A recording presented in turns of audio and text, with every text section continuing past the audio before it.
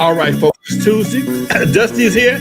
I'm here. We all moving, grooving, doing what we do, and we're about to make it happen just like we always do, almost every Tuesday about the same time, give or take a few minutes. Before, to the West Coast, to the East Coast, and everything between, folks. From Eve after dark to concerts in the park. Right along to the Godfather West Coast Hip Hop. We do this every Tuesday, right about this time, right about this day. Check this out, folks. We're going back. We're going back. We're going back. What up, Dusty?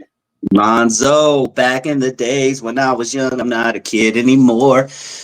Man, dude, I saw a post that inspired tonight's show, and I can't believe it's been 46 years for you, but I want to break down the opening and the career of Eve After Dark tonight on the show. And before I do that, shout out to the chat room. Before you guys get too comfy, make sure you hit that like button for your boys. But you posted something this past Father's Day, and it was a picture of you and your dad.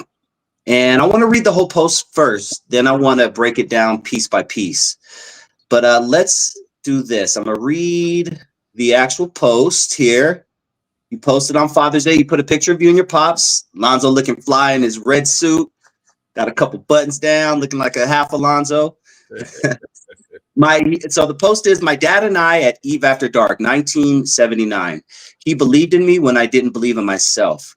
He took me to meet Jeffy, the owner of the Eve, when I was 22 and told me, I can get you in, but I can't keep you in. I worked with Jeffy from 1979 to 2019. The Eve was where everything started. He had my back like no one else could have. I learned so much from him, except learning how to cook. He was a father to everyone who worked with them. Happy Heavenly Father's Day. And that kind of coincides with the 46th anniversary of the opening of the Eve After Dark. Man, I was 1 year old when you opened that. It's so crazy just how time flies and to think that. Yeah. But I want to break that down piece by piece, and then we're going to break down the Eve After Dark. The first part, you said, my dad and I at Eve After Dark, 1979. He believed in me when I didn't believe in myself. Break that line down for us. You know what, man? My old man saw something in me that I didn't see it myself. And even right now, sometimes it may sound crazy, but I've been said you have a self-worth issue. Okay. I'm so busy being grounded. I forget sometimes. My buddy says, you forget who you are sometimes. And I do. And even at that time in my life, I didn't know I had anything unique, special. I was just doing me. And I never forget when I first started DJing, I wanted to buy a step side mini pickup. They don't even make them no more. Chevy had these little small pickup trucks.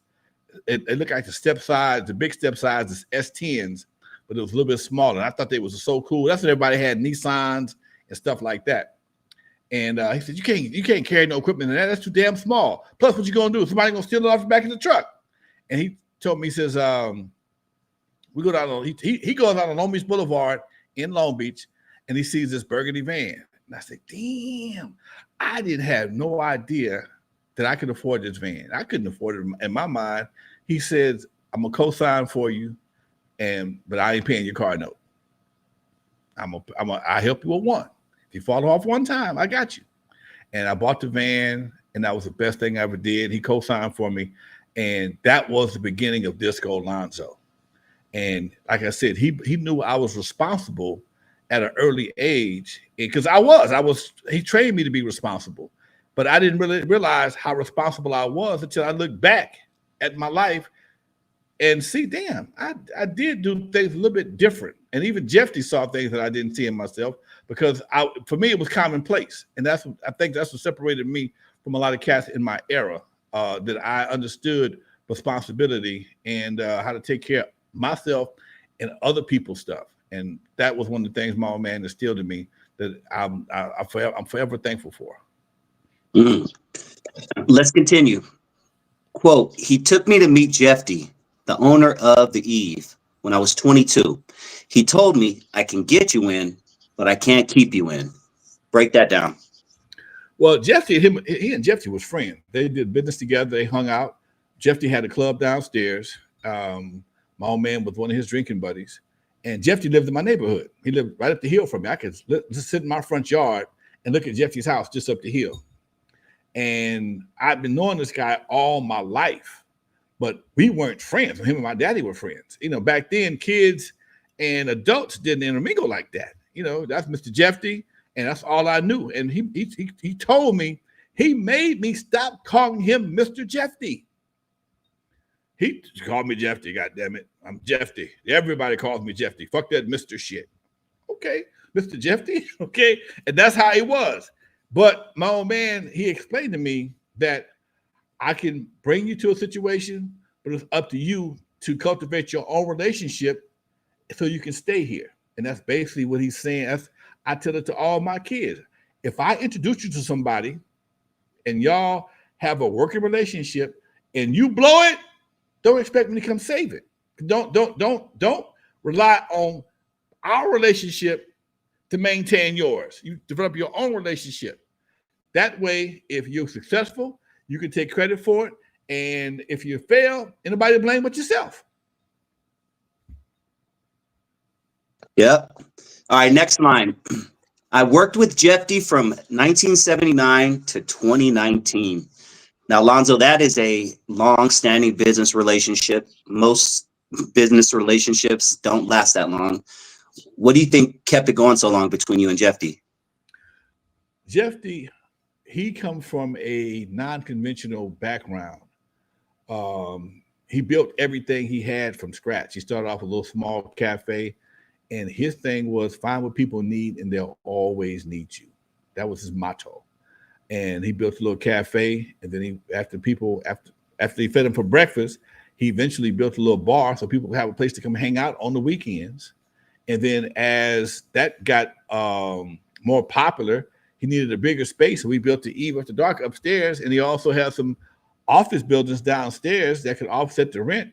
He was a real estate guy. He was a truck driver turned cafe owner, club owner, but he never really cared for the club business. He did it, but it was something, it interfered with his regular business, because you're a club owner, you got to be up 2 or 3 o'clock in the morning. You ain't driving the truck at 6 o'clock in the morning safely after being up all night long. So he always eventually had somebody running the club for him, because he focused more on his construction and his other businesses. And the club was always like a secondary situation. He'd come through 11:30, he'd be gone. And when I took over the Eve, that just made it that much better, because now he's getting double money. He don't have to worry about it. But that relationship was cultivated. Me going in so young and going in with so much respect for him, not only as a businessman, but just as one of my dad's friends. I had to listen to his stories. I had to take in his lessons. And I was a student of his up until the day he died. It was a lot of things he told me 4 or 5 months before he passed that I still apply today. He was just one of them dudes. People think I am a philosopher. A lot of what I got from old dudes, man. I just have to repackage it and give it to these youngsters in a way they can respect it. You know, you don't get old game from young dudes. You get old game from old dudes. And like I said, you have to repackage it and give it to them in a way that they understand it. I can't speak in the same terms that Jeffy taught me. He called posters placards. We ain't used placards in God knows how long. Flyers is called pluggers. Nobody, get somebody with a plugger. They don't know what the hell a plugger is. Anyway, the terminology is different. It's the same phrases, same basic lessons. It just we work for a modern audience. All right, next line. One line that means a whole lot. The Eve was where everything started. Break that line down. The Eve is where everything started, dude. A lot of things were going on before the Eve. A lot of things. We had dances. Me and Roger did dance at the Alpine Village, LSD Productions. Somebody talking about Z cars in the chat room right here, but nobody had the consistency and the impact of Eve After Dark. Yeah, people had dances. You danced from 9 to 2, and after 2 o'clock, it was over with. Same thing. I did dances at Queen Mary, Biltmore Hotel, LA Convention Center. After 2 o'clock, it was over with. Nobody thinks about that anymore. The impact on people's lives was minimum. But the Eve After Dark wasn't nothing like that, dude. Wasn't nothing like it. Eve After Dark became a mecca of not only hip hop, but comedy and anything else that was around at that time. And that's why my documentary, Eve After Dark, is so prevalent. It was the beginning of an era. When we opened the Eve, we had 2 hip hop records, Curtis Blow's Christmas Rap and Rappers Alike. That was it. Now, there may have been some others, but them was the hits. Them was the ones people knew. And we, people, hip hop historians will argue, oh man, so-and-so had this. So yeah, they did. But they wasn't kicking ass. They weren't on the radio. They wasn't having an impact. Yes, it may have been other records that did good, but they didn't have the same impact that Curtis Blow's Christmas Rapping and Sugar Hill Gang's Rappers Alike did. And I've always, me and my boy from VIP, Calvin Anderson, we both debated the whole 1973 birth of hip hop, because in 1973 I was in high school. 1973, 74, we was discoing in LA. We was not hip hop in the shit. And I've said it before, I'm gonna say it again. The birthday for West Coast hip hop is probably about 77, 78. Yep. All right, so let's take it up to around that time. A few days ago was the 46th anniversary of the grand opening of Eve After Dark. 1977, is that safe to say? 79. 79, okay, 1 year off. All right, so take us back to that specific day, Lonzo. Did you get any sleep that night before? What did you do to prep for the opening of the Eve After Dark? Passed out a shitload of flyers, hung a shitload of posters. That's all we had was flyers and posters. Anybody gave a dance, we had they set passing out flyers. We had the schools, we had all the various events anywhere in the city, walking the malls, and we didn't have a lot of luck the first week. We had a few people show up mostly from the neighborhood.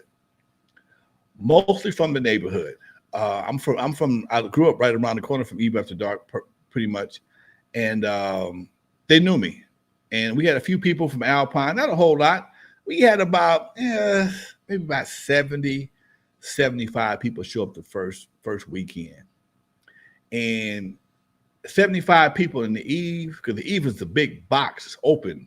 You can stand in one corner of the Eve and see everything in there. You can stand in any corner of the Eve, you can pretty much see everything going on in there. So there was not a lot of nooks and crannies to stash bodies. So that if you got 75 people in a room that only holds 300, it could look a little thin, okay? And we looked a little thin for the first couple of nights, and we started thickening it up, but we still hadn't hit that plateau yet. It took us a few while for us to hit that real plateau. We had a couple of real good nights, but nothing really happened till after Cameo showed up. Talk to us about that. That was going to be on my list also. I couldn't remember what act it was that you said turned things around dramatically for you, but it was Cameo. Break that down. How did you set that up? Talk to us about that whole process again. Cameo to the Eve After Dark. I belong to a record pool. Record pool that just started getting popular. Record pools when people, record companies give a individual or a club a bunch of records, and they pass them out to all their local DJs, and then you had to report on Monday how the records got a response from the radio, and they would take them reports sometimes to a radio program directors and use them to try and get leverage to get guys to play the records. And my partner, Lewis Harper, still friends of mine right to this day, he ran the record pool. It was called the R&B Disco Truth. And it was a bunch of us in there. There was a few cats in there that ended up blowing up big time, besides myself.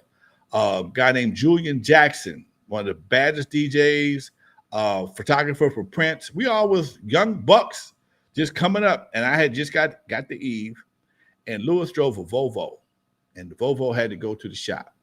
I got a van, and I could hold all kinds of records in the van. Hey man, tell you what, take me up to pick up some records up in Century City, and I'll buy you lunch. And we went to lunch. We went to a place called the Black Whale in Marina Del Rey, if you ever been to the Black Whale, you know we talking about some high-end eating. And he had an expense account. So we sit there sometimes 3-4 hours eating and drinking, and they had to carry us up out of there because he had an expense account. And if you don't spend it, they'll cut it back. So, all right, cool, let's go.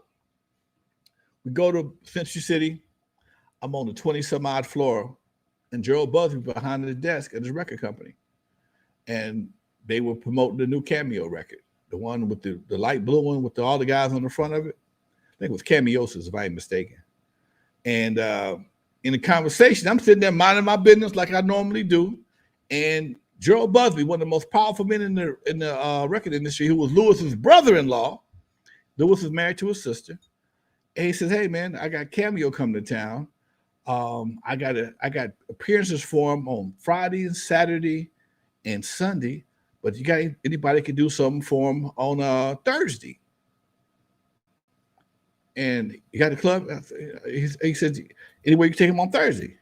And I'm like, did I just believe? Did I just hear what I heard? I can't believe what I just heard. And I'm like a kid in the school. I said, hey, I got a club. He said, "What club you got?" Eve After Dark. And Lewis verified, and Gerald knew of Eve After Dark because he used to hang out at Jeffy's. And I'm like, then he asked me, "You want Cameo to come through?" Man, that's like somebody asked, "You want Drake to come through? You want Mary J. Blige to do a walkthrough? You want Kendrick to come through your shit?" Oh man, dude, yes. He says, "Okay, I'll send him out there, send a limo out there for him tomorrow night."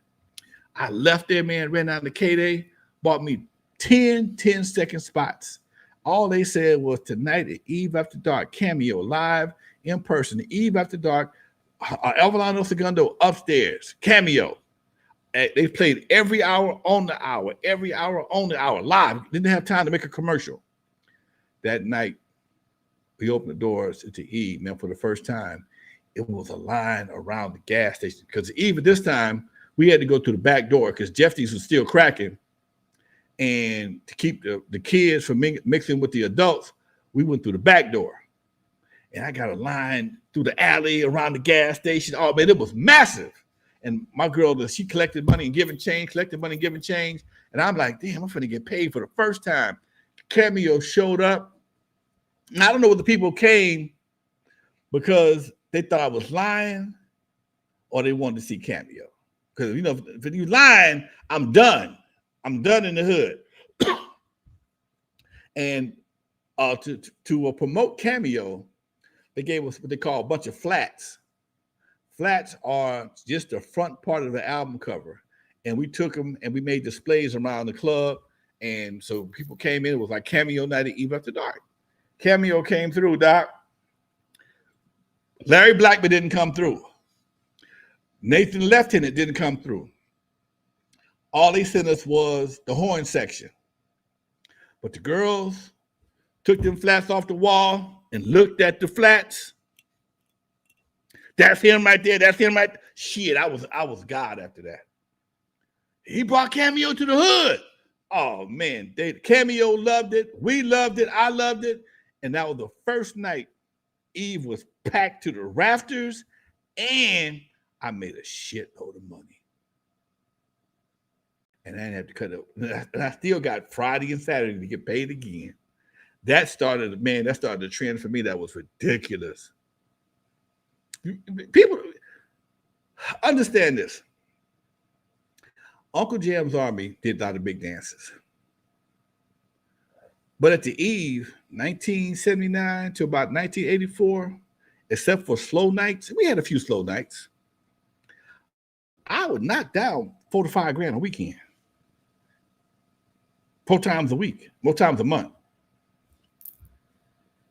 I went for 79, 80s, ladies and gentlemen, not 2025. I went from making minimum wage, my paycheck every week at Record Shack was $168 to $4 to $5 grand a week. I didn't know how to act. I didn't know how to act, and you wouldn't either. You wouldn't know how to act either. Oh man, I would have bet. No, you wouldn't. No, you wouldn't. No, you didn't. No, you wouldn't. You'd acted a fool just like I did. To somebody Yeah. else. Go ahead. Yep. God didn't make me famous at an early age for a reason, man. He was like, nah, you would not be able to handle it. What? Look, man. I wasn't always this calm and collective. I was a bigger fool than it. I was just the biggest fool. Bigger. I wasn't irresponsibly stupid, but I did stupid shit like everybody else did. I just had two cats yanking my chain on both sides. Jeffy and my daddy was yanking my chain at the same time. Yanking my chain at the same time. All right, goddamn it. Get out of line. You want to. You won't have no club. Okay, boss. You stepped your ass right back in line. And my old man, he never did play. I don't give a damn how much money you got. You're still my son. If I say don't do something, I don't care how old you get, how old you get, how much money you got. You're still my son. Whatever I say, go. You're right, Pops. And that's what kept me out of trouble. And I still found a way to get in trouble from time to time. All right, let's talk about N.W.A. and their start at Eve. And we've talked about it in the past, but you know what? We have so many new listeners and people tuning in. They don't catch all the videos. And I'm gonna stop saying that, but because it's gonna be a reoccurring thing. You know, N.W.A. was a big part of Alonzo's life. But we talked about it before. But talk about Eazy-E's first time coming up to the Eve. Eazy came to the Eve with Dre. Dre's people lived on my street, and that's how far back we go. His uncles and his aunts lived about 3 or 4 houses down. Dre, I don't know if he didn't live with his dad. His mom lived around we would call him on the weak side, and his dad lived on my street. His dad and my older sister was friends. His dad cut lines with my dad. So my dad was like the neighborhood dad. If wasn't nobody around the pad to kick it with, if you want to make some money, come on, go to work with Mr. Williams, cutting lines. That's what he did when he wasn't on the freeway. He cut lines. And back then he wasn't on the freeway. He wasn't on the freeway when I was 8 years old. No, he hadn't started doing that yet. And I remember, I tell people this sometimes, how you remember some shit like this? But Theodore, Dre's dad, came to my house and told my mom, I just had a baby. My mama said something I'll never forget. She said, babies having babies. Because Dre's mama was like 14 and 15 when she had him. Look at it. Look it up. I think Verna was like 14 to 15 when she had Dre. Okay? And she said this in one of his documentaries. I am not speaking out of turn. And I think Theodore might not have been much older, but my mama said babies having babies. And then I overheard him say, my mom said, what's the name? And I heard her say, he said, Andre. Now, it's talking about 1965. I'm 8, 9 years old. I'm ear hustling like a son of a gun. I have never heard a name like that before in my life. I'm used to Alberts and Erics and Bobs and Peters and Marcuses and whatever. I ain't never heard of Andre before. Fast forward, 16 years later. He comes to the club with Eazy-E. And I didn't know who he was. I had no idea who he was whatsoever. And he started dropping names. You know, my people, Lloyd and Floyd and Deborah. Oh, yeah. I was trying to get at his auntie. Shit. She's nice. Anyway, never did. Our brothers wasn't that happen. But yeah, I know you're talking about, yeah. And Eric was with him. I say, man, because Eve After Dark was from a different era. Eve, remember what I'm saying? Eve After Dark was from a different era. You did not wear tennis shoes no place. You had to wear hard sole shoes everywhere, to school, to church, to clubs. And that was the dress code of the streets, hard sole shoes. Hey, man, change your clothes and come to the club. And because I know your people. And now here again, Dre was he wasn't maybe 16 or 17, but technically I could have let him in at the Eve at 16, but I made the age limit Eve 18 because I wanted to be more like Soul Train as opposed to Romper Room. That was my whole motivation. Soul Train was the big shit in the 70s. I'm thinking I'm a black ass Don Cornelius without the cameras. So I wanted a certain look. And that's how I maintained the look of Eve After Dark. by making people by having a dress code. Well, Dre go back and change clothes. Eazy come back. He ain't changed shit but the date on this calendar. So Eazy talking a little shit, and it's in my. I said this in my book. It's in my documentary. Eazy talking a little shit. So to let him know who the boss was, I let Dre in. Eazy had to stand outside. He left, and a couple weeks later, he came back dressed correctly. But that's how we met. That's how we met. Now let's talk about Dre. How did how did Dre come to be a big part of Eve After Dark? So much so that he included you in the Super Bowl a few years back. Eve After Dark was a monster, dude. It was a straight monster. When the Eve was open, everything got shut down around it. It's a gas station right next to the Eve. At 9 o'clock on a Friday night, when I had the 99-cent jam, you couldn't buy gas till I had my guards make a U-turn because the line would pass the gas station. Either you had to put a break in the line for the driveway, or you had to make the kids make a U-turn back around and come back up to Eve again. But that was a problem because niggas would jump the line. So we just started making them go around the gas station and then cut in between the driveway. Those who drove over there, you couldn't buy no gas at the other gas station. It closed a little early. Gas station on the corner was a 24-hour station. One across the street closed about 10 o'clock. But people were just bombarded with cars before they closed. He got pissed off, and the gas it's a grocery store across the street. It was full. All up and down the neighborhood was full. So we had so many cars, and people forget Jeffy's was still open. So we making a major impact on the community at night. Thank you, Rap 7. Much love to you, Rap 7. We making a major impact on the community at nighttime, traffic wise, noise wise, everything. But because the Eve was catering to young adults, everybody kind of turned a blind eye. They didn't trip on it. Jeffy didn't trip on it. Neighborhoods. Jeffy owned most of the houses in the neighborhood in and around Eve After Dark, so they wasn't gonna say nothing. And it just made for a unique situation. Plus, we was open late, and a lot of times we would what they call flip the house, because kids would leave maybe 12:30, 1 o'clock. Then all the after parties came in for all the other clubs, all the other dances, and it just made for a hell of a situation. And that was our hook, and that was our demise. Ooh, break that down. Well, the hook was when everybody else was closing, we were still open. The Eve would be open sometime to 6 o'clock in the morning. It wouldn't be shit for us to be partying in the sun, be creeping up around the goddamn over the hemisphere. And the sheriff, we had a couple of issues, and the sheriff realized that he was coming at 2:30, 3 o'clock. Why aren't you guys closed? We close at 4 o'clock. Why is this club closed and you're not closed? We close at 4. Talking about Jeffy's.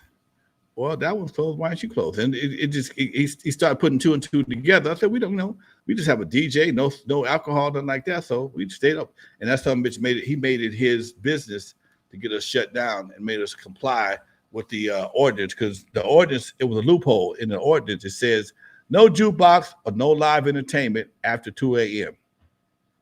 And they say shit about DJs. And I rode that damn ordinance until they changed it. They changed it citywide, countywide, I should say, because we're in LA County. Gotcha. Okay. Now, we know you have some gangsta in you, Lonzo. Was that always in you, or did the Eve After Dark bring it out as a businessman and having to, kind of be a gangster sometime in the business? You know what? I was telling a friend of mine a minute ago. I never been no gangster, but I never been no punk. It's the same thing. It's just my personality is pretty much what you see on here. I like to laugh and joke around, but there's another side to any real man. And Eve, that dude had to come out a lot more. I called him my evil twin, Alfonso. He had to come out a few times and check some fools.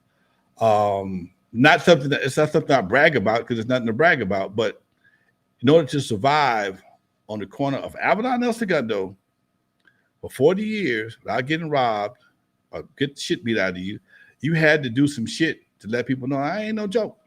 I ain't no joke. And I got friends. I'm not to be messed with, and I also have friends not to be messed with. People like me, and that was one of the things that made us successful because some of the Pyru boys, they were my buddies. The ones they didn't chase me out of Centennial were my buddies.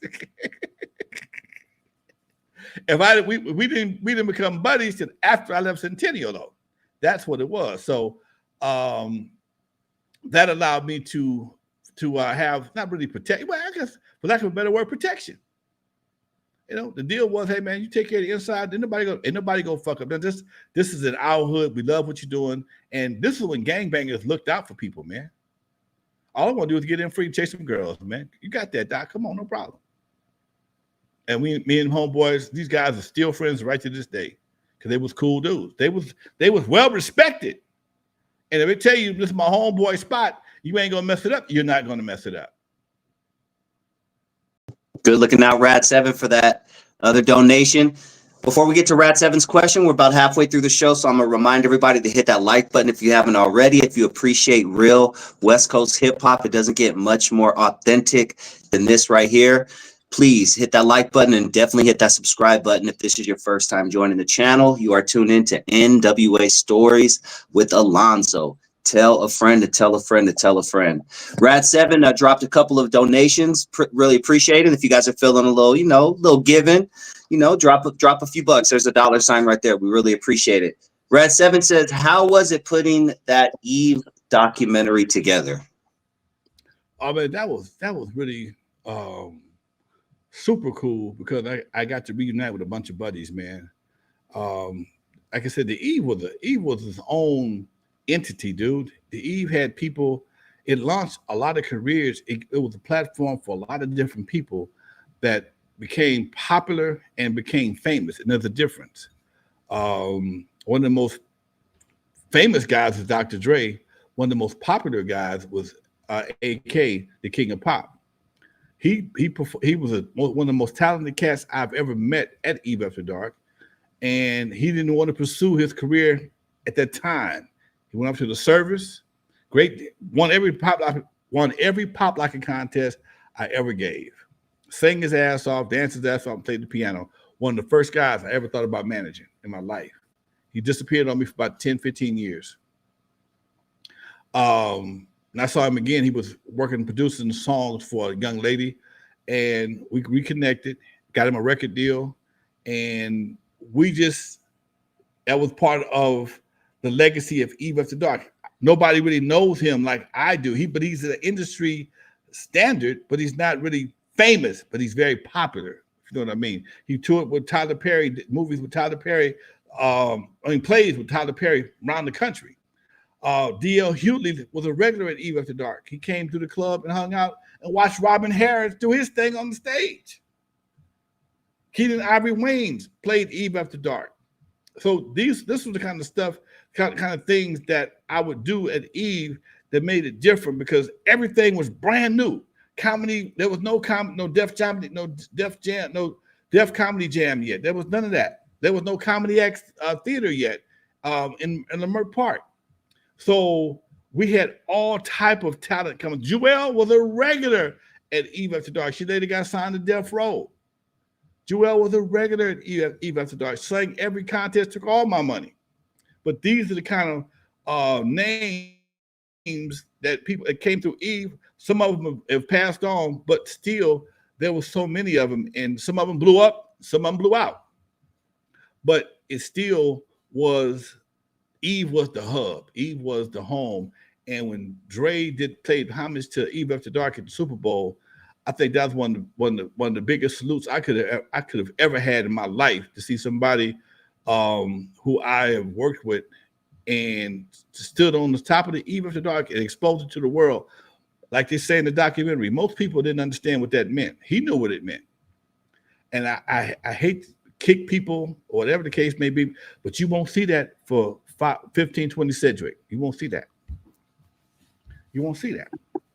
I remember watching it, Lonzo, because of course, I'm all eyes on the halftime show, and I just started pointing at the thing, looking at everybody like everyone else knew. No one knew what the fuck I was doing. I thought I was having a seizure or some shit. I couldn't even get the words out. I was like, "That's the Eve, y'all. That's the fucking Eve. That's Lonzo."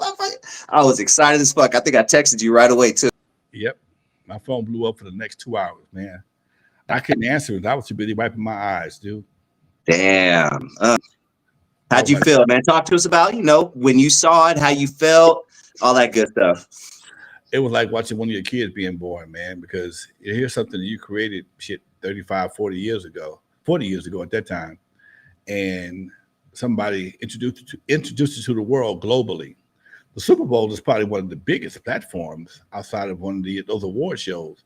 The Grammys, that's probably one of the biggest ones next to the Grammys and the other award shows. So to have all those people in the studio, I mean in the stadium, and then it being globally watched, dude, that was massive, man. That was massive. That was massive. And then to have the hottest acts in the country be a part of it. I mean, Kendrick has been back. What? He's been back again since that time. I would say that's probably the most watched Super Bowl appearance, if numbers wise in history, and it's going to go down like that, I think. I would think so too. I would think so too, because it gave us so much to look forward to, and it represented Compton, it represented Eve After Dark, it represented New York. You had 50 Cent there, you had New York, you had Mary J. Blige, and you had the next generation of hip hop, Kendrick Lamar there. So it's something that people will watch forever, but most of them don't understand the significance of all the different buildings that were a part of that Super Bowl halftime show. And the Eve was center stage. Damn. So you mentioned your evil twin, Alfonso. Give us the story of when Alfonso had to come out at the club. I was telling this story a few minutes ago. I had a security guard, big dude. He was a linebacker for a local college, junior college football team, and I hired him as a bouncer. And I noticed every night he worked, my back door to the club would be broken open. We had to start locking the door because although it was a fire hazard, people would let their friends into the back door. If you want to watch them, they sneak down the steps, on the back steps, let people in. So I started locking it. I knew it was a fire hazard, but I locked it anyway. And I noticed my back door would get busted open. Every Monday morning, I got to pay Roscoe, Jeffy's son, to fix the back door. And one night, I was telling my girl about it. She says, "You know what? Maybe that's what's happening because I noticed some guys. It was some guys that she knew. She knew everybody came to the club by face, but some guys she just didn't like. And a couple of guys that she didn't like, he never passed me by. I don't like him. So I started doing an investigation, and I saw where this dude was busting the door open. He charging $3. I'm charging $5. I fired him on the spot. My dad hung at the club all the time. My dad was always at the club. And homeboy goes to plead this case to my dad downstairs in Jeffy's. And I walk into Jeffy's. He's down there drinking with my dad. What the fuck? Yeah. Oh, my old man was a good-hearted dude. Oh, man, think about giving us. He ain't getting back shit, okay? We'll talk about it later. Meanwhile, I had to go patrol the area where homeboy was used to patrol. I had to walk around the club, check for keep an eye on the car. I'm sure the security guard. I see the same guard stuff something under the garbage can by the gas station. I walk back around to the club, talk to my dad. Homeboy's back at the table with my dad and his girlfriend. All of a sudden, this girlfriend says, "Hey, somebody stole my purse." I said, "Wait a minute, hold on." I ran around the gas station. Sure enough, her purse was under the garbage can. I said, "Man, get your ass out the goddamn club. Get out of the club. Don't come back." So my dad had bought this dude a drink. He took the drink to the head.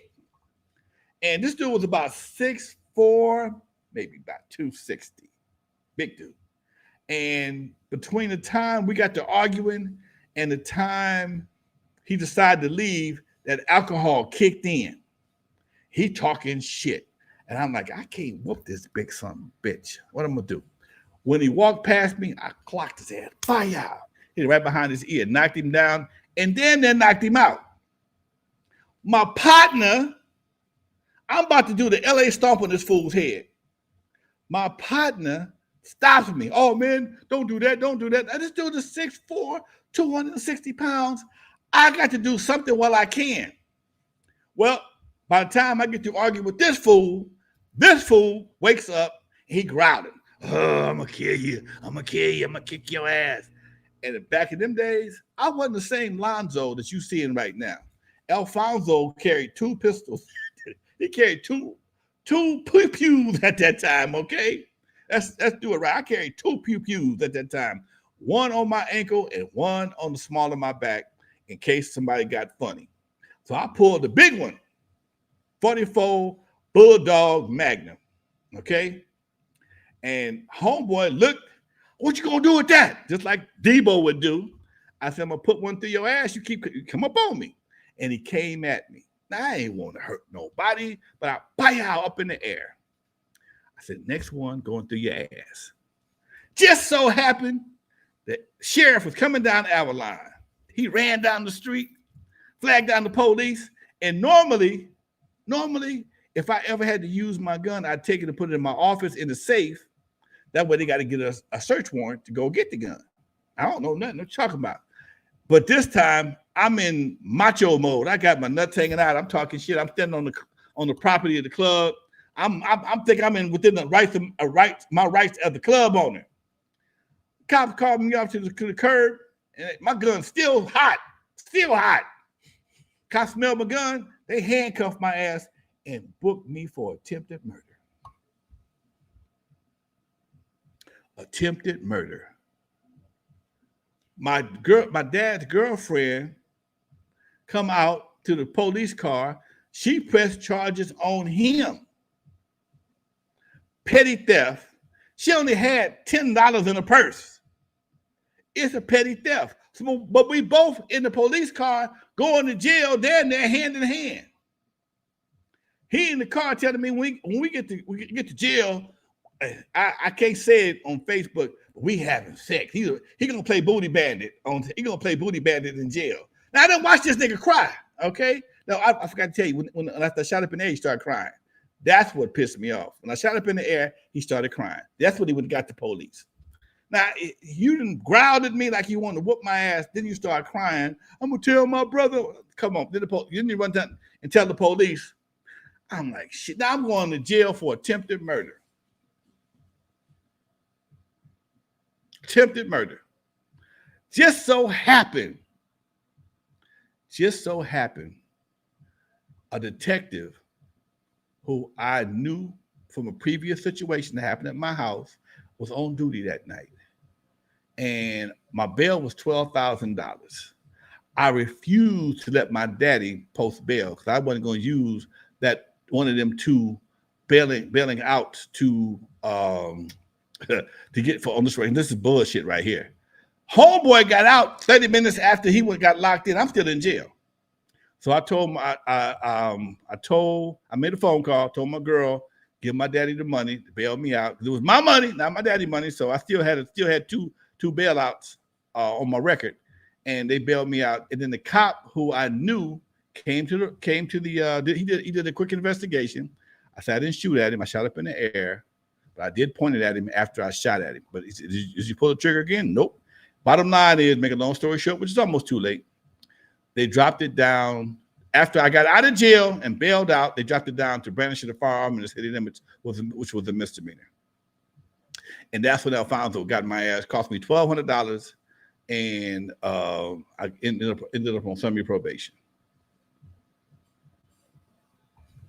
Not J. Roos. Shout out J. Roos. He has a good comment. I'll get to that in a minute. But our boy Rat7 sent us another donation. He said hip hop should make the Eve a museum. That would be a pretty damn good idea. What do you think, Lonzo? What my Jeffy's son Frank and I are working on the Eve for the past 18 months to get it back open. And that's one of the plans. I probably won't be a museum per se, but we will have a lot of my artifacts in the museum in the Eve After Dark.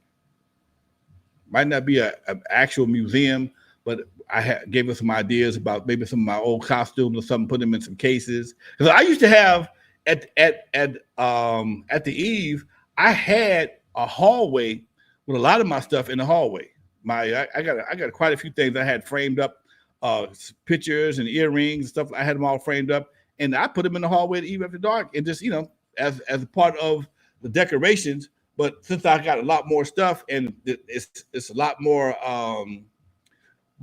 valuable now, I probably would do just something very similar to that. So I guess at the beginning, let's talk about, was it mostly profit at one time, or did you have a lot of expenses running the Eve? Can you kind of give us the behind the scenes, not to get in your pockets or anything, but that's a pretty interesting thing. Negro, bruh. It might have cost me, I don't know, about a grand a week. If Jeffy was hitting me for 300 a night. I had my cashier, to 2 cashiers, 3 DJs, and security guards, depending on what was going on. So the security guards made like 50, 60 a night. That was a lot of money for security guards. That's $10 an hour, dude. And I'm gonna say something right now because y'all gonna hear this in a documentary. Because my third documentary is about to come out, and Clientele made a statement about in the documentary we didn't get paid what we were worth. Well, at that time, nobody didn't have any real value. I got 3 DJs, 4 actually, it's unknown DJ too. I got 4 DJs.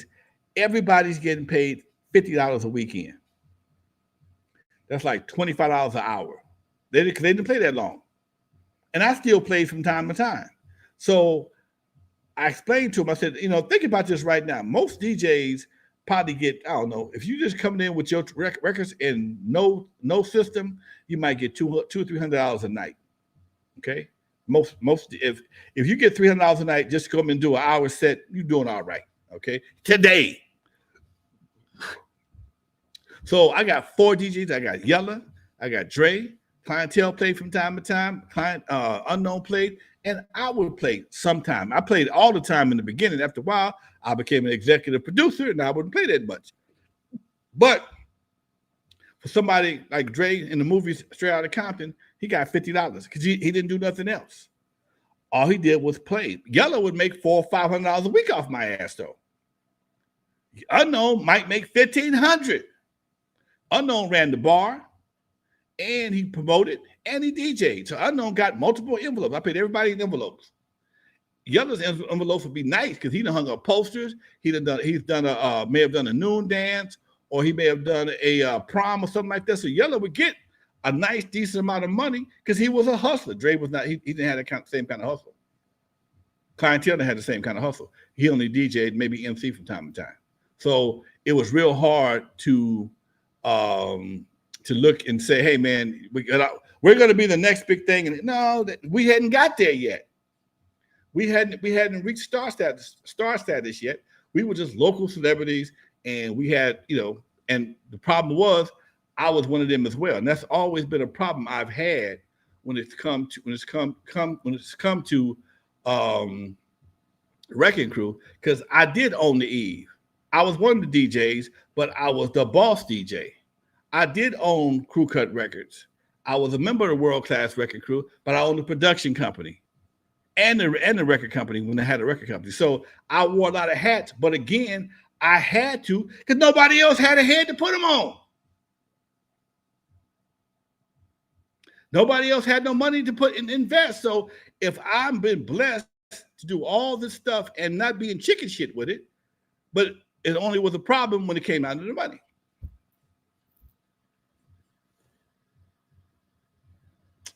There it is.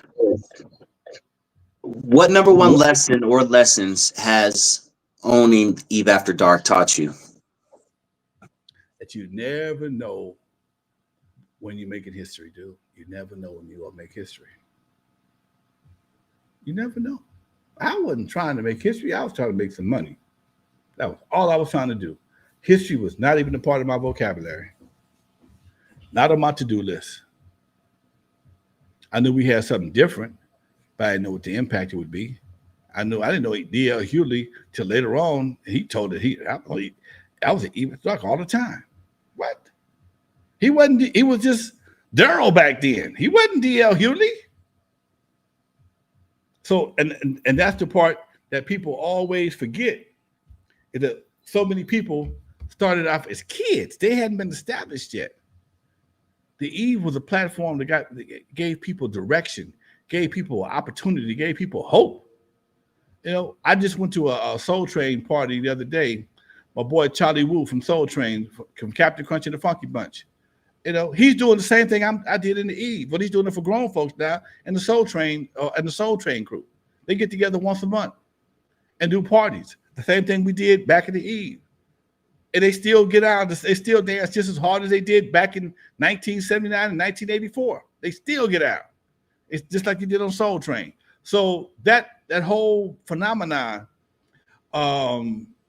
gave people opportunity that I don't see happening again, Doc. I don't see it happening again. It was a perfect storm between me, Greg Mack, and McCullough. Well, me, Roger. I would never not include Uncle Jam's Army because they were my crosstown rivals, but we had different business models. My thing was consistency, theirs was being big. But Greg Mack on the radio, me and Roger on the streets, and McCullough getting our records out and getting them pressed up. That was a hell of a trifecta, dude. Joaquin Cisneros earlier mentioned Z Cars. What is Z Cars, Lonzo? Z Cars was another production company that was a part of the early dance promoters. They had the hottest cars. They had the hottest cars in the city. Z Cars, such as 240Z, 260Z, 280Zs. That's what they called them, Z Cars. And because they had the Z Cars, it was like little bitty Datsuns and Nissans. They became Nissans, but they were the hot cars to have back in the day. And they had a car club, and they started giving dances, and they became a very, very popular group as a dance promoter. But again, they didn't follow the hip hop, and they went into something else. You know, nobody transitioned from dance promoting to hip hop like me and Roger or Uncle Jam's Army did. New Old Homie says, "Hey Lonzo, can you do a video where you talk about Alpine Village and how you started that with your first party? I'm really interested in that time." I mean, since it's brought up, let's talk about that. Lonzo, tell us about Alpine Village and how you got started with that, and maybe we can kind of wrap the show up with that. Alpine Village was not originally not my idea. It was Roger Clayton's idea. Me and Roger we both worked at a record distributor called Record Shack. We both worked in the sales room, and I was DJing. I was booking more gigs on the phone than I was selling records. And Roger had, man, we ought to give a dance. Okay, where at, man? Alpine Village. I can get that. So Roger booked Alpine Village. I had the sound system. He had the connection for the room.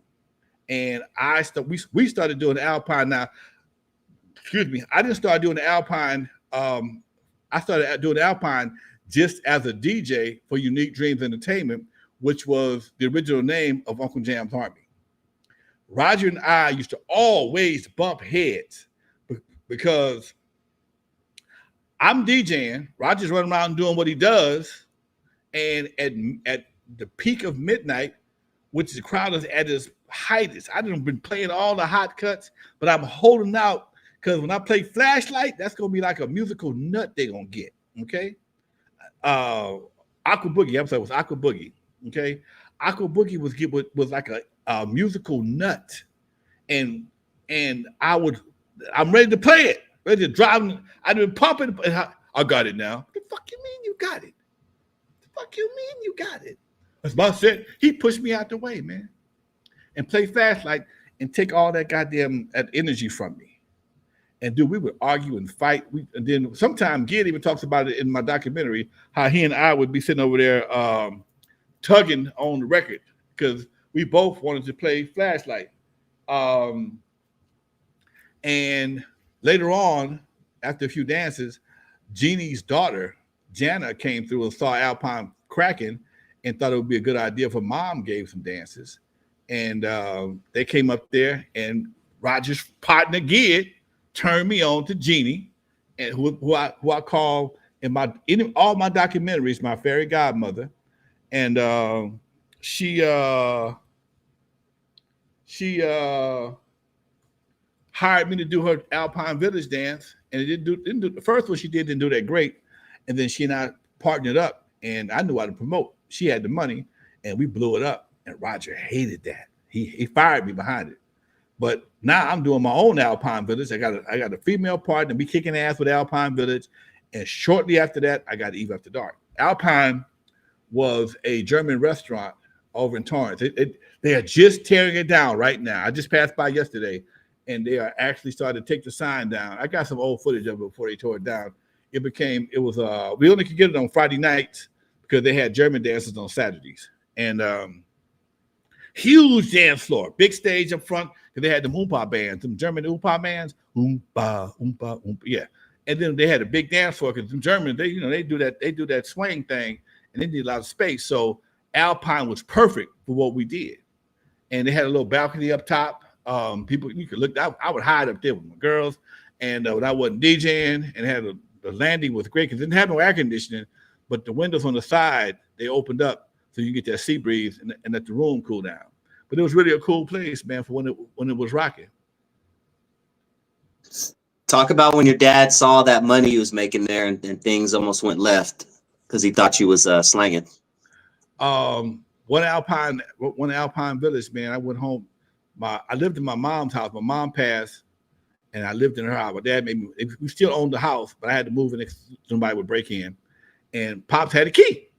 And after Alpine, one Saturday morning, he came by the house. I'm sitting on the bed. I got maybe about $500-600, but it's in fives and ones.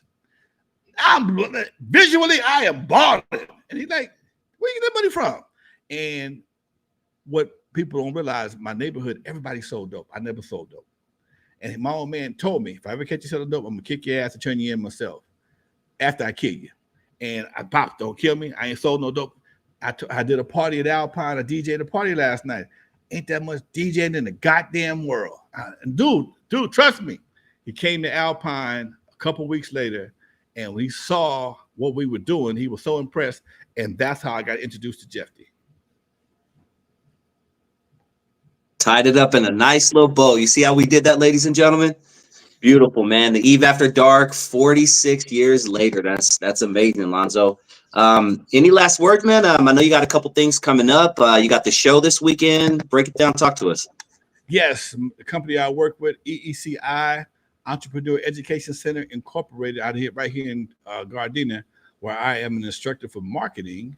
We are doing the Morris Day Howard Hewitt Michelet show this Saturday, June 28th at the Cerritos Arts Performing Arts Center. Oh man, this venue is dope. They don't come no doper, dude. I'm sorry. They don't come no dope. This is my first time being here, but I'll be the DJ. I'm rocking. I'm doing the opening and in between the acts. And I'll be hosting the after party. So folks, if you haven't bought tickets yet, if you want to come out and check us out this Saturday night at the Cerritos Performing Arts Center, we still have tickets available. They're $75 and $50 right now. All the VIP $100 tickets are gone. But trust me, there are no bad seats in this joint. There are no bad seats. The furthest seat from the stage is only 180 feet. Okay, you could throw a rock and still hit the stage. That's how we're doing it down there. So, yes, folks. Saturday night, I'll be rocking at the Cerritos Performing Arts Center with Morris Day and the Time, Howard Hewitt, and Michelet. It's going down. There it is. Make sure you make that show, everybody, if you're in town. All right, man. Any last words? You want to hit them with that outro, Alonzo?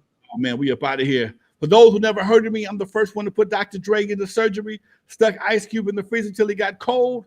On the Eve After Dark, 50-yard line to Super Bowl. In the movie Straight Outta Compton, they played me like a hater of rap. Don't believe that Hollywood bullshit because it was all cap. My history goes deeper than you will ever know. Just remember that N.W.A. stands for not without Alonzo. Peace, y'all.